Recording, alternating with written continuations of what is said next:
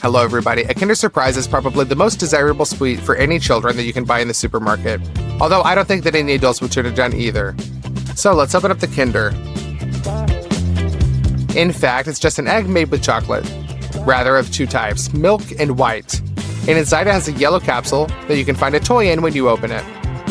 Maybe it just seems like it to me, but these toys were much more interesting in my childhood. Over the past 6 months, I've been thinking in detail about how to make a giant Kinder Surprise so that it turns out to be perfect, just like a factory-made one. And finally, I came up with it. Please give this video your likes in advance, and now let's start. Have you ever wondered how chocolate was made? There are whole plantations where cocoa fruits are grown. We bought 4 of these ripe fruits. They are very large and cumbersome. We break it into 2 parts, and we see the white seeds inside. These are ripe cocoa beans, but to turn them into chocolate, they need to be processed for a long time. We transfer them to a wooden barrel,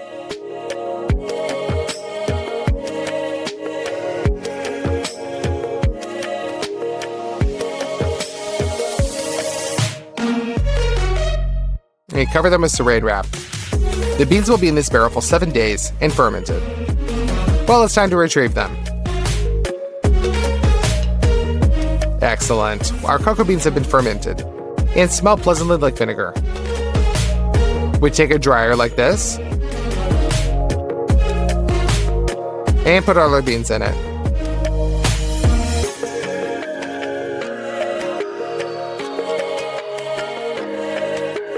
We set it to 40 degrees and turn it on. That way they continue drying for another 7 days. A week has passed and the cocoa beans are dehydrated. But to make a giant Kinder, this is definitely not enough. So I bought some more dry cocoa beans. They look exactly like ours. These beans are raw, so we go outside and pour 2 bags of beans into the cauldron.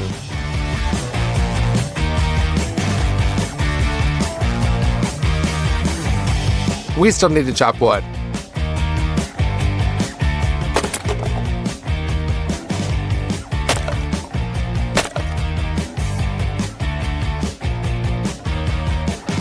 Let's open the stove and put some crumpled paper and small firewood into it. Kindle the fire. When it is flared up, we begin to mix the cocoa beans. That way they fry more evenly. After about 10 minutes of roasting, they begin to smell very tasty. There for about 5 more minutes and you can check. The husks should easily come off the roasted cocoa beans. We remove them from the fire.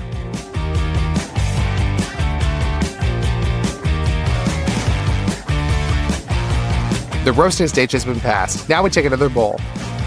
We remove the shell from each cocoa bean. We break the core and transfer to the second bowl. We get these kind of cocoa nibs. We use this as the main raw material for making milk chocolate. We also bought a box like this. We open it, and inside we see a lot of cocoa butter. It looks and feels like an all-in-one laundry soap. So that it can be quickly melted later, we set it up with a knife. This is a very sticky process.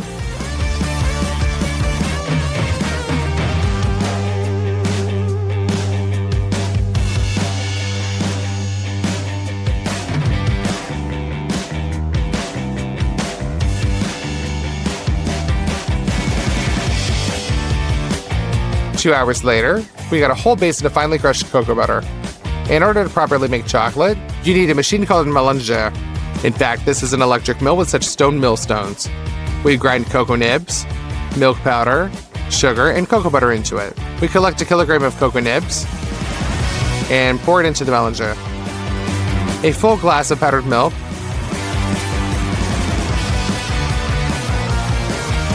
a glass of sugar, and turn it on. All the ingredients are mixed and gradually ground into a more delicate powder.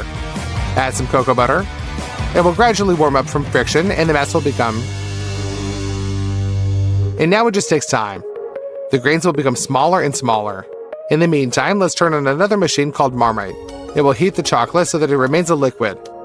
Fill it with water up to the maximum. We set it on 2 and turn it on. 2 hours have passed. The chocolate has become even thinner. To make it taste familiar to us, we add vanilla extract. And in factory chocolate, a powder called soy lecithin is used. We need to add quite a lot of it. It is completely harmless, and it is only made to use to make the chocolate more liquidy. The chocolate is baked 3 hours in the melange. We turn it off, and we pour it into the gastro capacity.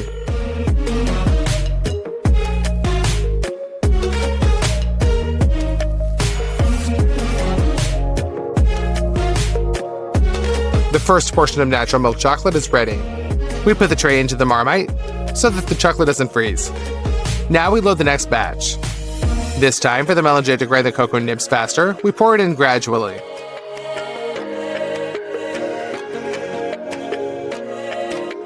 Then gradually pour in cocoa butter.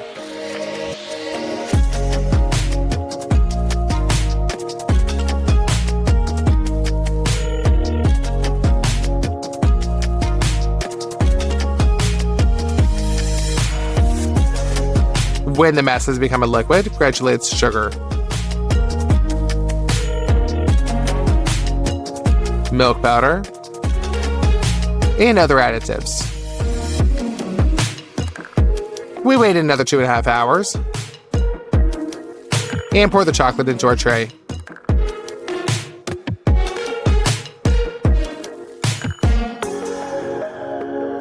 And for the third time, we add more powdered milk and 4 hours of stirring.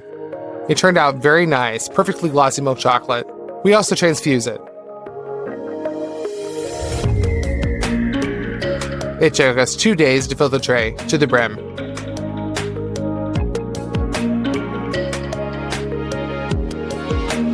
We mix all of these things together, and we're done. The next stage is tempering. You may ask, why is this necessary? I'll show you an example of 2 tiles. We filled one with melted chocolate, and the second with tempered. After solidification, we take them out. And the one that is just melted melts very quickly, remaining in your hands. But the tempered chocolate is glossy. To it, cocoa butter crystals are combined into a strong crystal lattice. Therefore, when you break it, there's a crunch. In order to temper a large volume of chocolate, we increase the heating. And constantly stirring, we heat the chocolate to 45 degrees. We get the tray out, and let's go outside. We put it onto a cold tile. Constantly stirring, literally in 15 minutes the chocolate should cool down to exactly 25 degrees. That's it, we return the chocolate back to the heat and heat it up to 31 degrees. This is the end of tempering. We will pour chocolate into such large egg halves. I ordered these forms 6 months ago at a factory in America, and now they have arrived. These forms cost 20,000 hryvnias, or 54,000 rubles. So, we open the alcohol, pour it into the mold, and rub it around with a napkin. So that way it'll be perfectly clean and the chocolate will shine. Done. Now we send the forms to the freezer for 1 hour. They should be cool completely. Now that the molds are icy, we scoop up the chocolate, pour it into the mold, and distribute evenly. The chocolate seizes instantly. Fill it as evenly as possible so that there are even walls of the same thickness everywhere.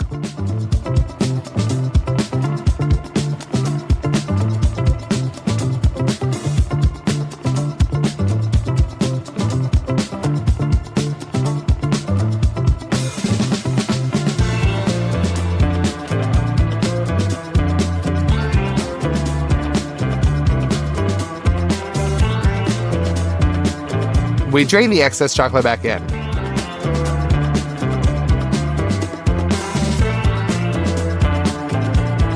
One more time, we put it into the freezer.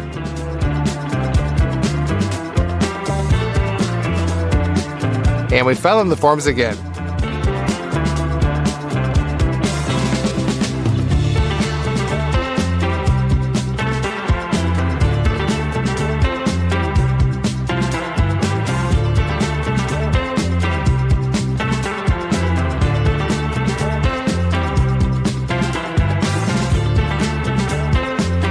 And one more go around.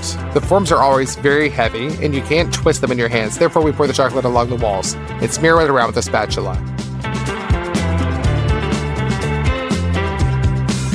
That way, we filled up all the milk chocolate. But there is also a white one in Kinder. So let's do that. We need cocoa butter, milk powder, sugar, and soy lecithin. And of course a melanger. We collect a full measuring cup of cocoa butter. We turn on the melanger and begin to pour in very gradually.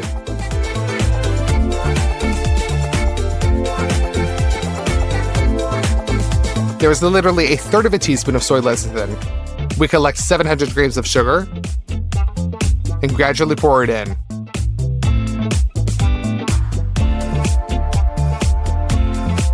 Well, we've got a full measuring cup of powdered milk.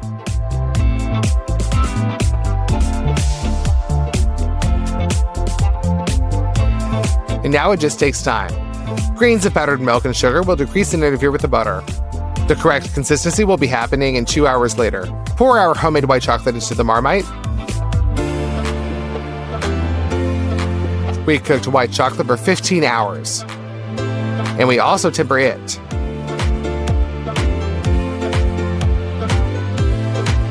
And we also pour that into the mold the same way.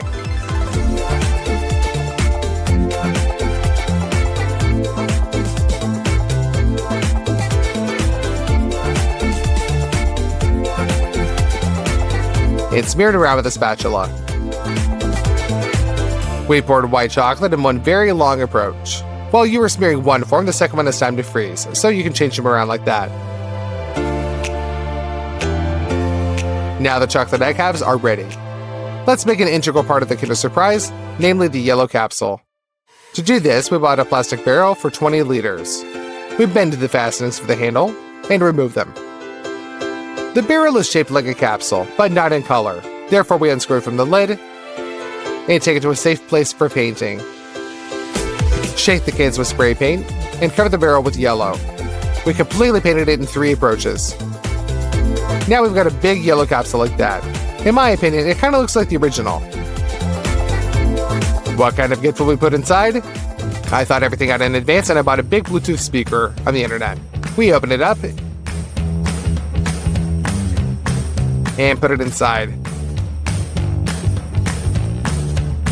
as well as wires and instructions. That's it, you can close it. We put our surprise in one of the Kinder halves. We take out the second one.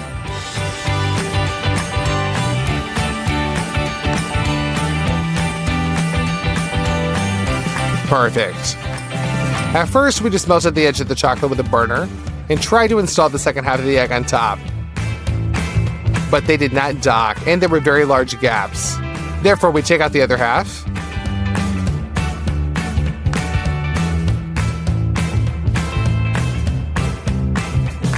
With a knife, we cut off the uneven edge.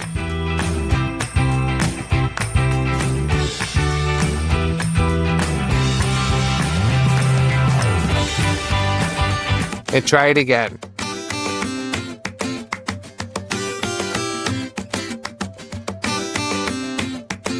This way it worked out more or less pretty smooth. And to glue these two halves together, we pass the white chocolate along the joint.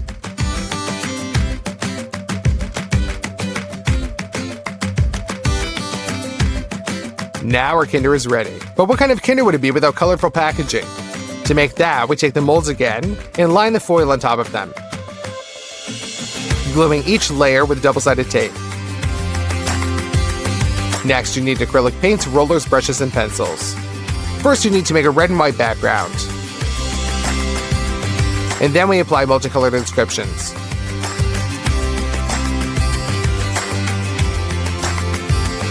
In my opinion, it turned out really nice. So we put the lower part of the wrapper on the floor. Carefully lower our Kinder into it.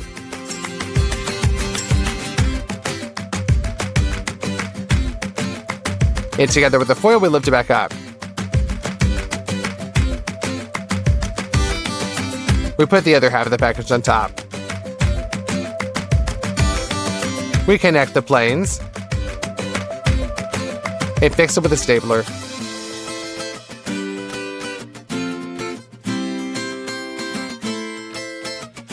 With scissors, cut off the excess foil.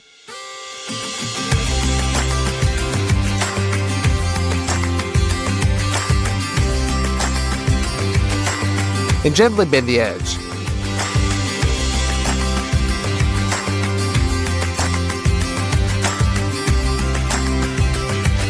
Now we just have to paint the gaps. And this giant Kinder Surprise is completely ready. It turns out very nice and beautiful. This time we repeated it almost one-on-one. Taking into account the forms, the machine for making chocolate and products, it cost us 50,000 hryvnias. This is 136,000 rubles, and it took us 5 days to prepare it. So answer me one question. Who will experience the most joy when they see this huge Kinder? Of course it is children. Therefore, we mask it with a golden cloth, load it into the car, and take it to the mother and child's house.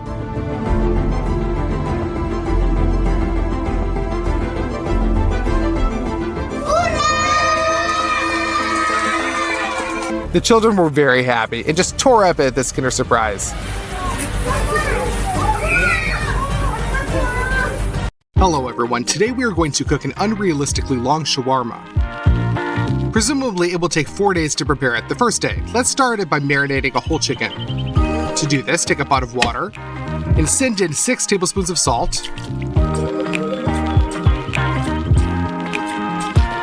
6 tablespoons of sugar,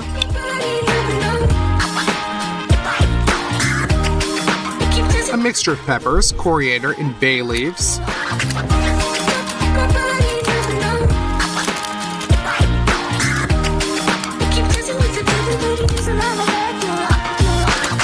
After that, we send the pan to the burner and boil for 15 minutes. We leave this brine outside to cool and immerse the chicken so that the marinade completely covers it. We send this into the refrigerator for 3 days. It is necessary that this brine completely penetrates the chicken. The second type of meat will be such a lamb cut. We make incisions between each rib.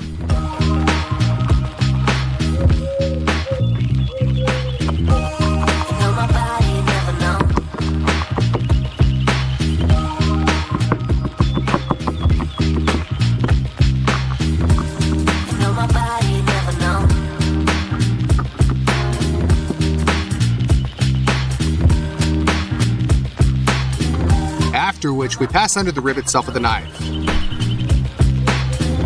and completely cut it out while losing as little meat as possible.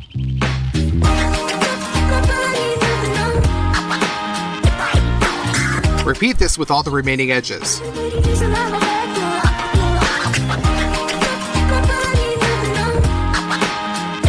Done. All the edges are removed. The part of the cut that is thicker we cut and unfold so that the whole piece of meat turns out to be the same thickness.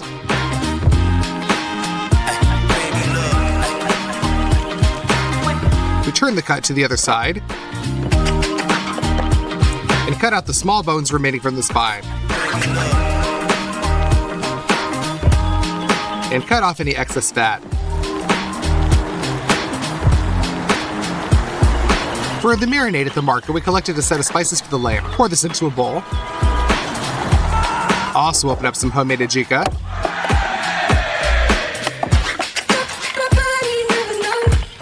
And pour that into the bowl as well. Add a lot of salt. And pour in some oil. Now all you need to do is just mix it all up.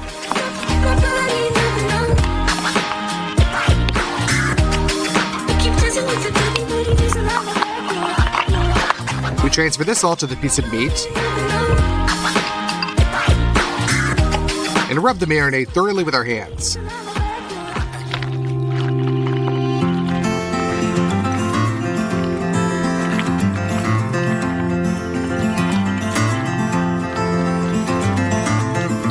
We roll this all up into a really dense roll.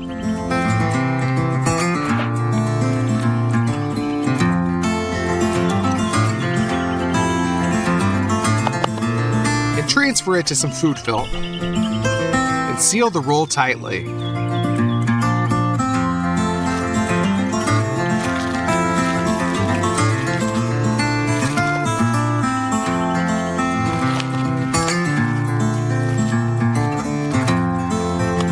Now we leave this in the refrigerator for 3 days. Day 2. We decided to make one of my most favorite but very long in cooking, nar sharub sauce. It's a pomegranate sauce. To clean them quickly, cut off the top of the pomegranate. Now the white membranes are visible between the grains.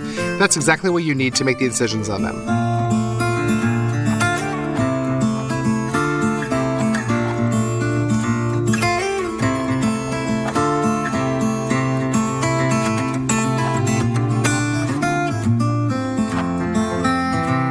We open up the pomegranate.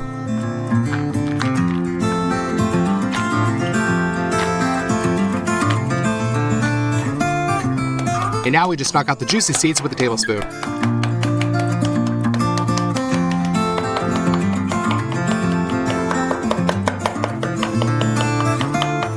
Also, these white membranes can interfere with the loss of the seeds. We remove them as well.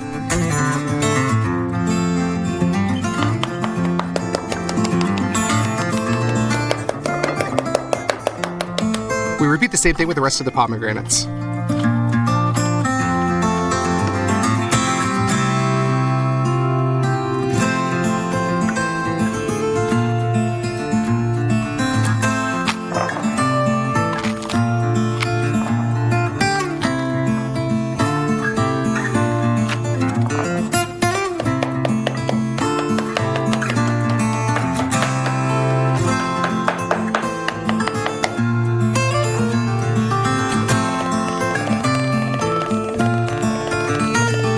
We're left with a lot of juicy seeds.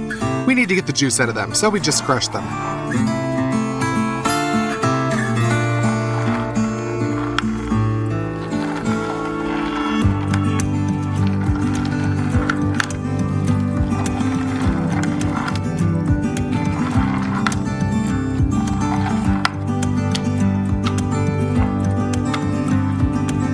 Done. Now we put a sieve on the saucepan and filter out all the juice.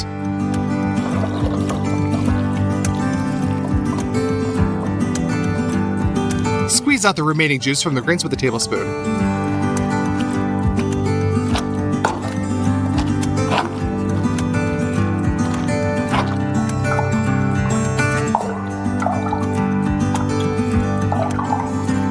Done. We got the purest natural pomegranate juice. We put this on the stove and wait until it boils. After that, we make the heating less than average so that the juice barely bubbles. And after about 6 hours, it evaporates to such a state of syrup. Pour it into a bowl.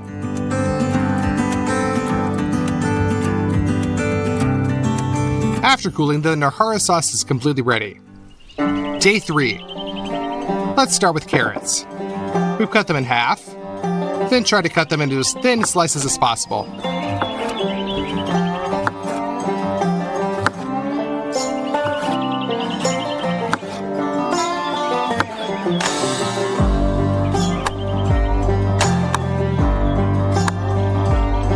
And then we chop them into thin straws.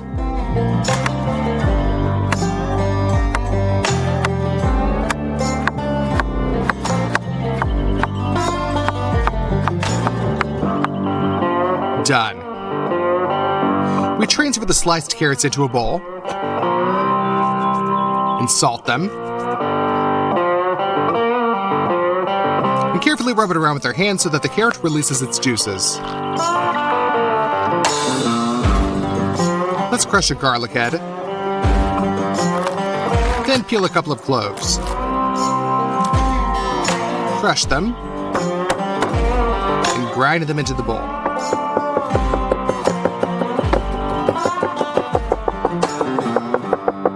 Throw them in there. Here are a couple of pinches of sugar.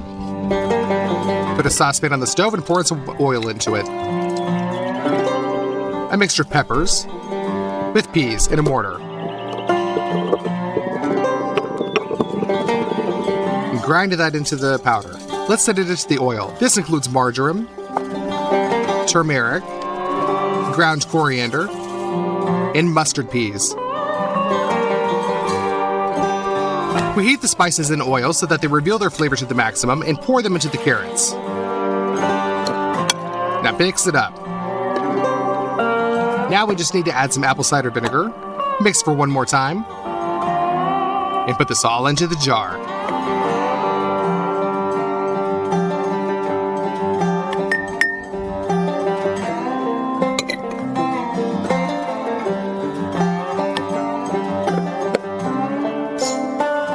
this to marinate for 1 day in the refrigerator. For the main sauce, let's squeeze out some mayonnaise, kefir, and sour cream into a bowl.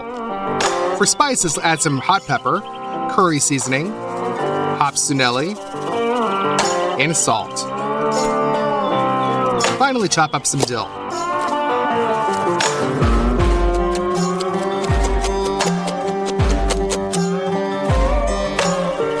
Crush some garlic and dice finely. Add to the sauce and mix it up well. The sauce is ready. Now let's take some cabbage and cut it in half, and finally chop it.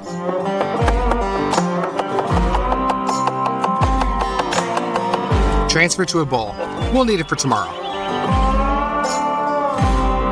And the last thing we need to do for today is make some pita bread. Pour some flour into a bowl, add salt, pour in a little bit of oil, and some boiling water. Knead the dough first with a spoon, and then with your hands.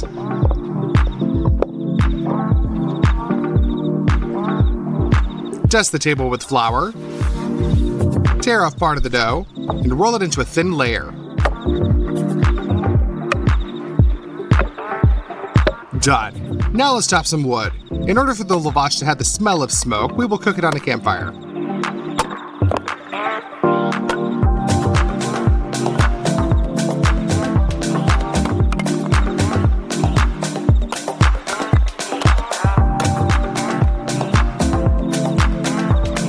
Put some dry fuel in the oven and ignite.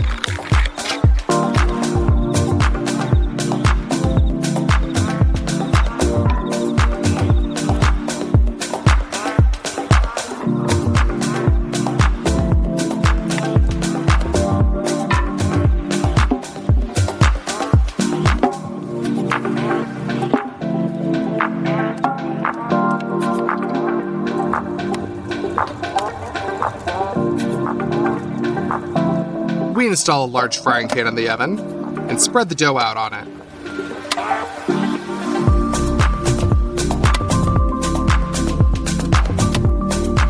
Meanwhile, we roll out the next piece.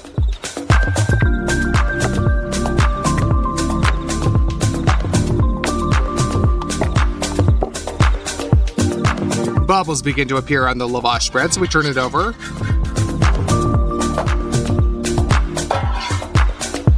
And for another minute until it's ready. We send the next layer of dough onto the frying pan.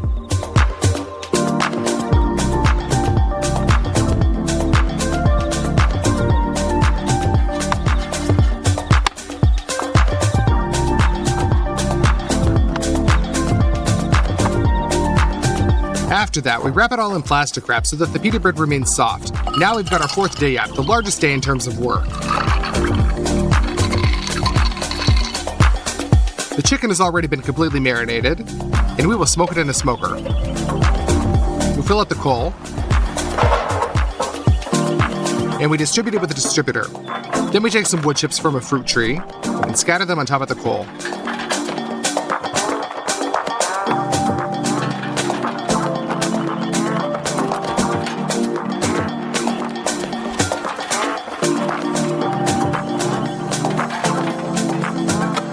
And ignite it on one side. The coal will gradually burn out, and the smoked chips in this system should be enough for the whole day. We soak the chicken with paper towels so that there is no moisture left on it. We close the compartment with coal, and we send the chicken itself to the second one. Smoke will pass right through it, and by evening it will be super smoked. That's it. Let's close the smoker. Potatoes will also go into our shawarma, so we peel them.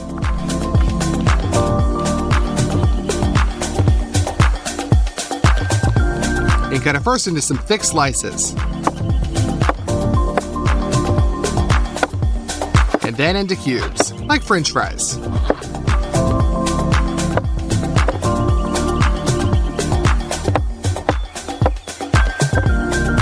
Done.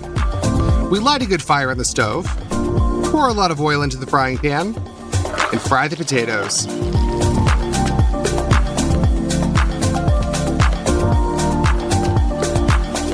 Stir it every couple of minutes so that they're all golden all over.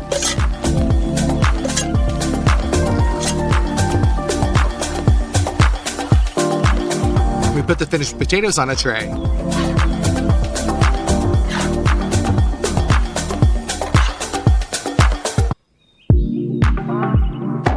The third type of meat in our shawarma will be beef, namely beef cheeks.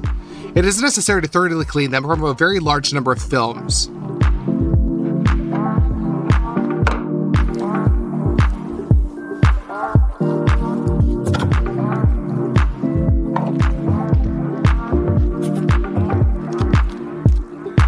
Done. Thoroughly salt. Pour some oil over it. And rub that all into the cheeks.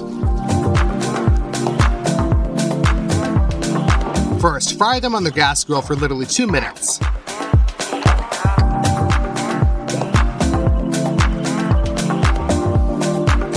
And turn them over. You need to get a good crust on them.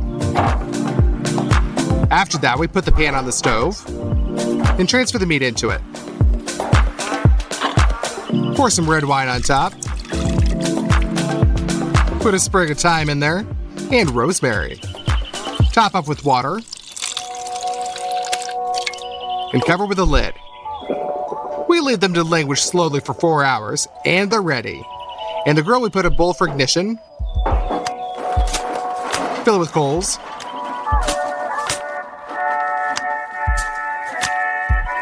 Set fire to the dry fuel. And put the coals on to ignite. We take out our lamb roll from the refrigerator, which has been marinating for 3 days, and cut it into pieces right in the film.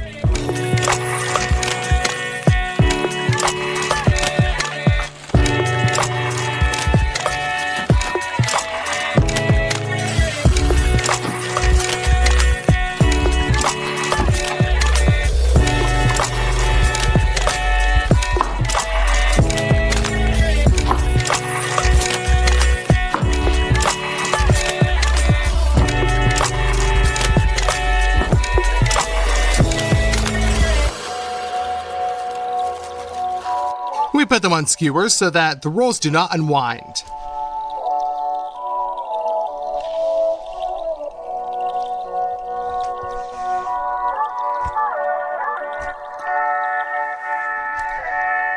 Done. The coals are already well lit. Put them onto the grill and distribute. That's it. We're going to start frying our shish kebabs.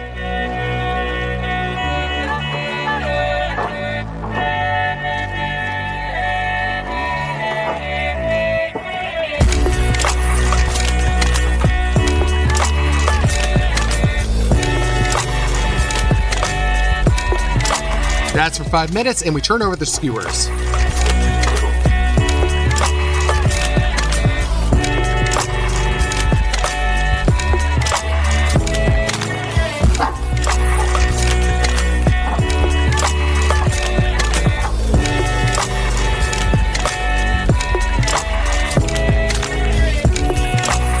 We put the ready-made shish kebab on a tray.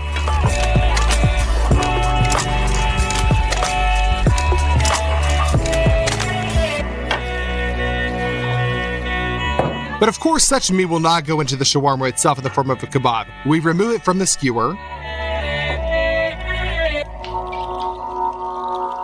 and cut them into very thin slices.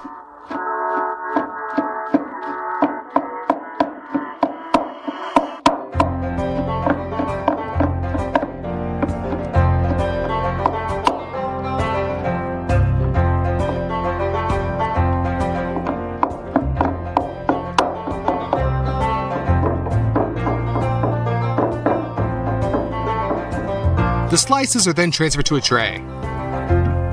At a very low temperature, our chicken was smoked all day. And this grill is definitely ready. It turned out very beautiful. We take it out of the smoker. And we cut it up too.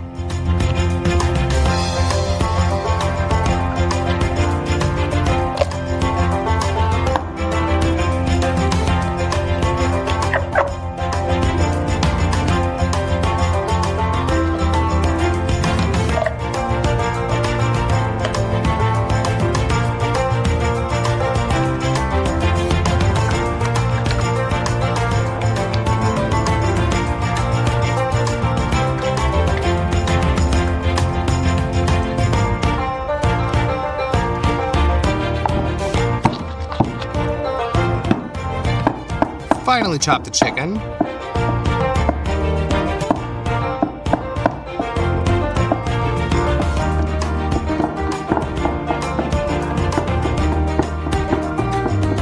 And send that over to the lamb. Now it's time for the beef cheeks. The meat has been languishing for a very long time, so we don't cut into it.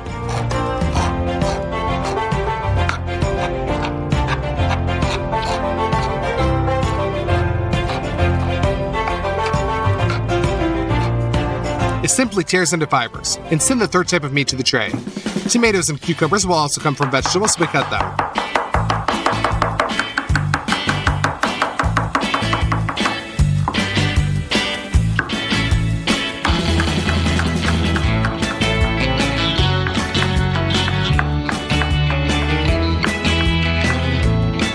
So, all the ingredients for our shawarma, which we've been preparing for 4 days, are ready. Let's finally assemble a shawarma. We put the main sauce on the pita bread.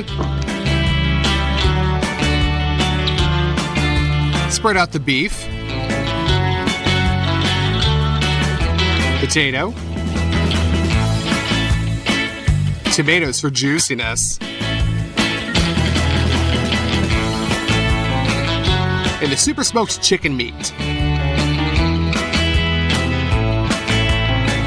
We spread out some cucumbers,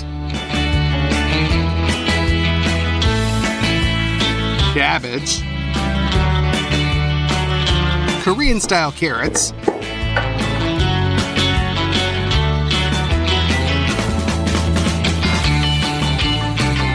pieces of lamb.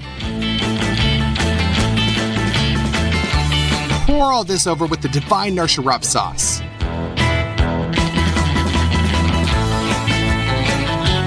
Roll up our shawarma.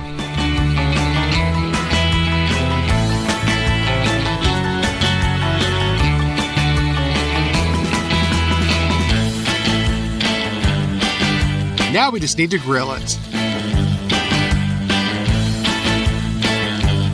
Done. Our shawarma, which we've been cooking for 4 days, is completely ready.